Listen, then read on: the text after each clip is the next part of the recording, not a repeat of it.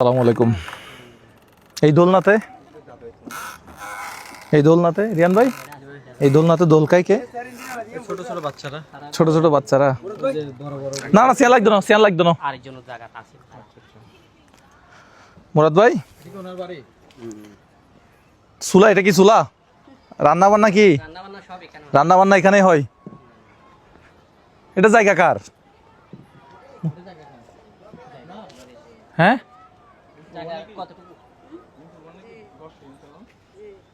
জায়গা আপনাদের।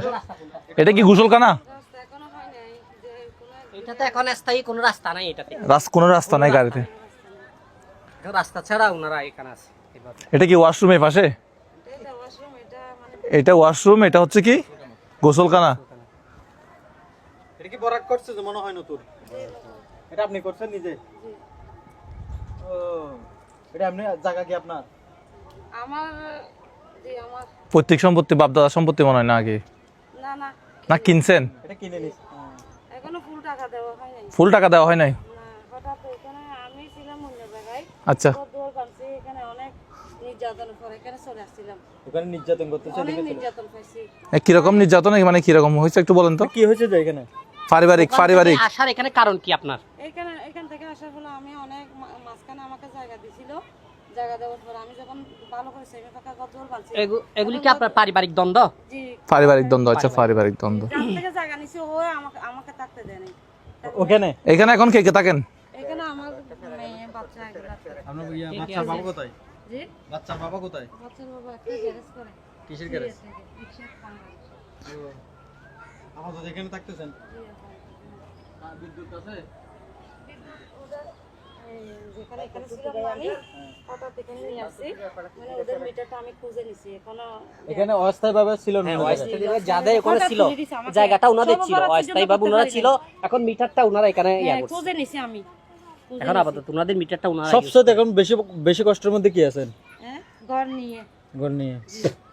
মানে জল পড়লে আমি কিছু করতে পারতেছি না, বাথ ওয়াশরুম কিছু করতে পারতেছি না, এমন অবস্থায় পড়ে গেছি হঠাৎ।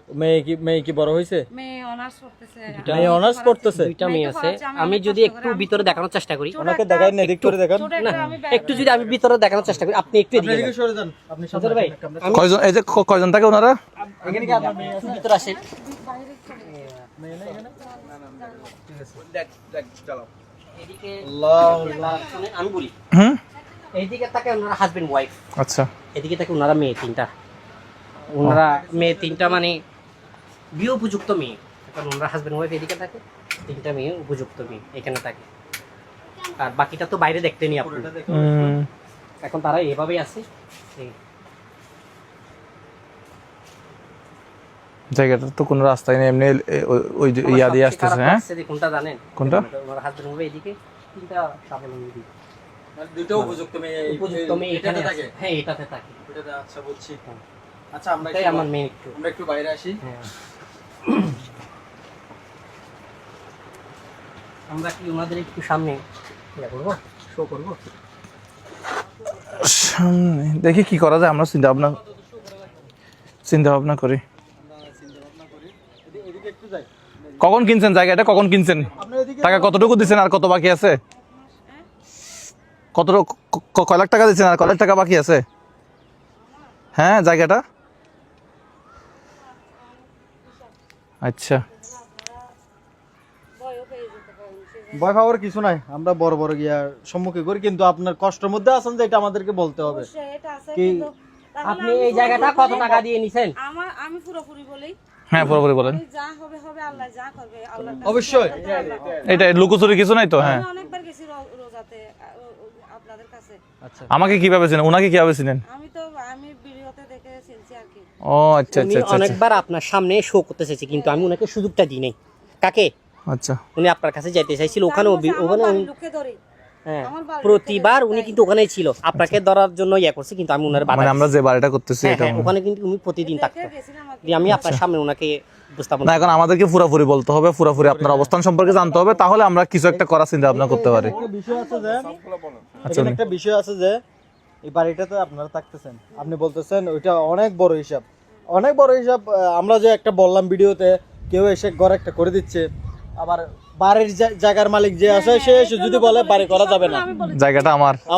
এই জন্য আমরা তদারকি করতেছি, আমরা জাস্টিফাই করতেছি, এটা প্রবলেম আছে কিনা। হ্যাঁ আছে, প্রবলেম আছে।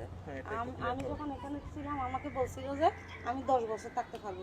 তো 10 বছর যে একটা জায়গায় থাকলে আমি কষ্ট করে কি করব, একটা জায়গা নিতে পারবো, ঘর করবো। হ্যাঁ, হ্যাঁ জায়গা নিয়ে যা আমার এগুলো আছে আমি এগুলো দিয়ে ভাড়া হিসেবে থাকছিলেন? না, উনি মোট কথা জায়গাটাতে ছিল ওনাদের জায়গা জমি এগুলি দেখাশোনা করছে, উনি থাকছে ওনাকে ওই আশ্বাসটা দিয়ে ওনাকে রাখছে কিনা আপনি চাইলে 10 বছর থাকতে পারবেন।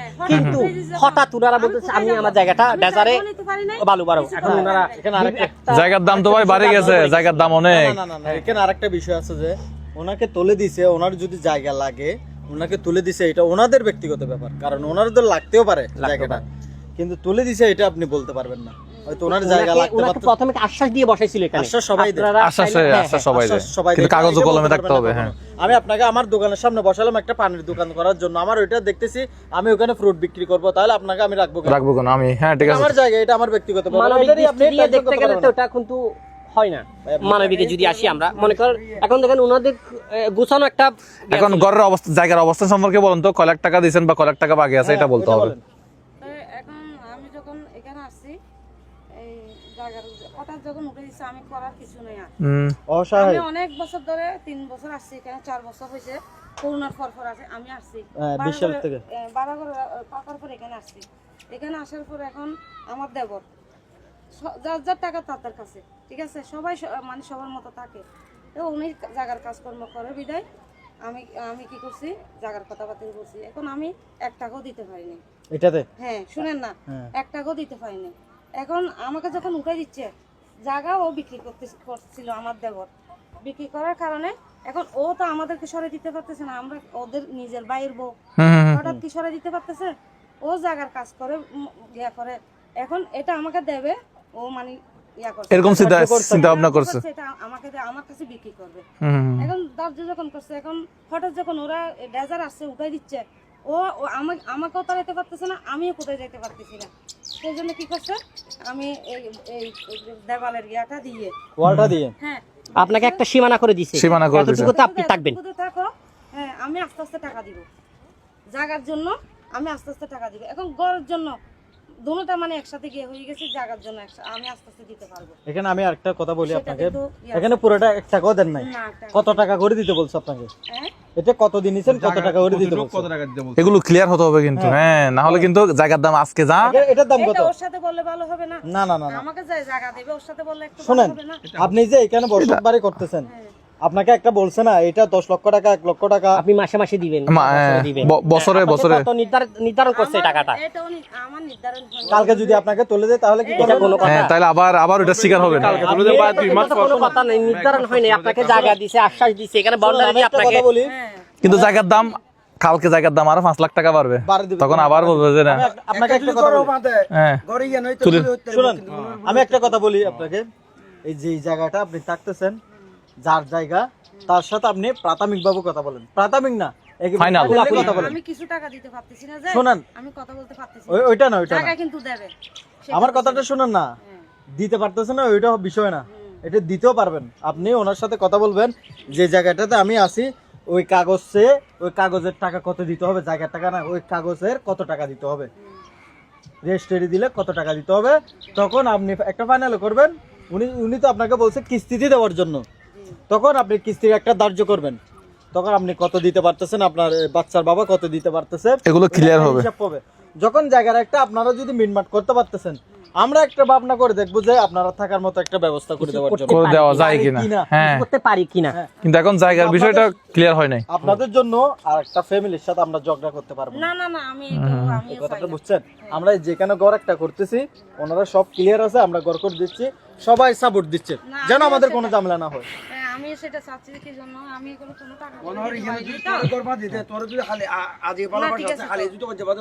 আমরা কারো জায়গার দামই আজ এক রেট, খালি আরেক রেট, এটা আপনারা পারিবারিকভাবে প্রাথমিকভাবে এন্দি করে রাস্তা হয়ে গেলে আরেক রেট, আরেক বাইরে নামা এখন মনে করো বিলের মাঝখানে নিবেন, হ্যাঁ। রাস্তা নাইবেন, এন্দি করে রাস্তা গিয়ে বুট করিয়ে রে শেষ।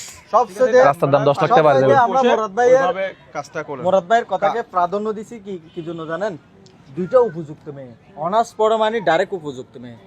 এটা আমারও বোন আছে, ওনারও বোন আছে, ওনারও বোন আছে, কেউ হয়তো বড় লোক, কেউ গরিব, এটা কিন্তু ভেদাভেদ না। আমাদের বাঙালি যেহেতু আছি, আমি ঈদের দিন আসতে চাইছিলাম, আবার ব্যস্ত হয়ে গেছিলাম ঈদের দিন। এটা কিন্তু আমাদের মাথায় ছিল। আপনি জায়গা যেটা আছে এটা প্রাথমিকভাবে বসে একটা কথা বলেন, যদি আমাদেরকে বসতে বলে আমরাও বসবো, এটা নিয়ে আমরাও সাপোর্ট দিব। কিভাবে করা লাগে ওইটা আমরা সাপোর্ট দিব। কথা পাইলাম, আমি কেমন করে বলবো সেজন্য হ্যাঁ, আমরা সাপোর্ট দিলাম, আমরা বসবো, আপনি কত করে দিবেন আমরা একটু সাক্ষী থাকলাম। আমরা মূল প্রসঙ্গে আসি, এই জায়গার দামটা কত, উনি কত নির্ধারণ করছে, আর আপনি কত টাকা দিতে পারবেন? না, এটা উনি বলবে। হ্যাঁ, এটা ওনাদের এটা- ব্যক্তিগত ওটা আপনি ফিক্স করবেন ওখানে। ফিক্সড করেন, তারপর আমরা একটা চিন্তা ভাবনা করব। চিন্তা ভাবনা করবেন। তবে এখন কি খাওয়া দাওয়ার ইয়ে আছে, সমস্যা আছে আপনাদের? খাবার দাবার কোনো কিছু অসুবিধা আছে? চাল তাল আছে? না, আমি 2 কেজি আনি খাই। 2 কেজি আনিয়ে নি খান, মানে খুচরা আনেন আর কি?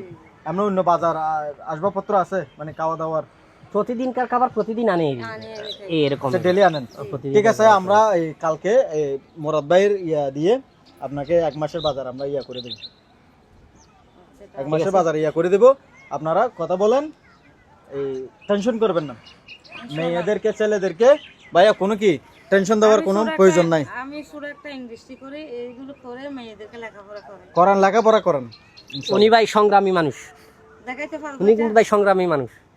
দেখাইতে পারবো। এই অবস্থায় থেকেও মেয়েদের লেখাপড়া কিন্তু চালা যাচ্ছে, অফ হয় নাই, বন্ধ আচ্ছা, হয়নি। কি দেখি কি 1 মাসের বাজার কালকে আপনি এনে দিয়ে দিবেন। ঠিক আছে, ওকে। উনি 1 মাস আমরা দেখতে আসছিলাম হচ্ছে ওনার এই যে মুরাদ ভাই আমাকে ওয়াশরুমের ছবিটা পাঠাইছিল, ওয়াশরুম গোসলখানা এগুলো ছবি পাঠাইছিল, এগুলো একটু দেখেন। তো মেয়ে যেহেতু আছে, হ্যাঁ, ওয়াশরুম গোসলখানা, হ্যাঁ একদম বিলের মাঝখানে একদম এরকম করে থাকতেছে। জায়গার দামও তো অনেক ভাই, এগুলা এদিকে এদিকে ক্যামেরাটা এদিকে আনেন তো, মজার ভাই এদিকে আসেন। কি, এগুলা কি? আচ্ছা, এগুলো হচ্ছে যে দাঁতখিলাল, হ্যাঁ, আমি টুথপিক, নিজের হাতে বানাই এগুলো। ওনারা নিজের হাতে নিয়ে একটা সংসার চালাই বলতে গেলে। মেয়েদেরকে লেখাপড়া করাই যে এগুলো ইয়া করে। এগুলোর খরচ দিয়ে মেয়েদের লেখাপড়া চালাই। হ্যাঁ, কি বলেন এগুলো এগুলো? কি আপনি নিজে বানান নাকি আমি বয়স্ক নিজে মহিলা মেয়েরাও বানায় আপনার? মেয়েরা সব বানায়। সাহায্য করে, মায়ের কাজে সাহায্য করে মেয়ে। আচ্ছা শুনেন, এগুলো কি কেমনে বিক্রি? চাকরিতে না পাইকারি? দিয়ে- হ্যাঁ, পাইকারি। পাইকারি চাকরিতে না দিয়ে মেয়েরা বলতেছে যে আমরা লেখাপড়া করবো, আমরা তাই কি একটা এখানে করে নিতে পারবো? ইয়া করে খাওয়াই আর কি। আচ্ছা শুনেন, এখানে আমি রেডি এখানে আছে যে আপনাকে আর একটা কথা বলি। ও, মুজাহার ভাই ওটা মাংস টাংস বেশি আই মনে হয়। ঠিক আছে, এটা খিলা হ্যাঁ, এগুলো ফিনিশিং ভালো তো, ফিনিশিং ভালো দেখা যাচ্ছে। লাতি দাও তো জিবে এগুলো দেবা সব কেন হাতে- ফিনিশিং দিবে লাগে। আমার হাতে করি সবগুলো। ঠিক আছে না, সুন্দর হয়েছে ফিনিশিং, ঠিক আছে তো। সব একটা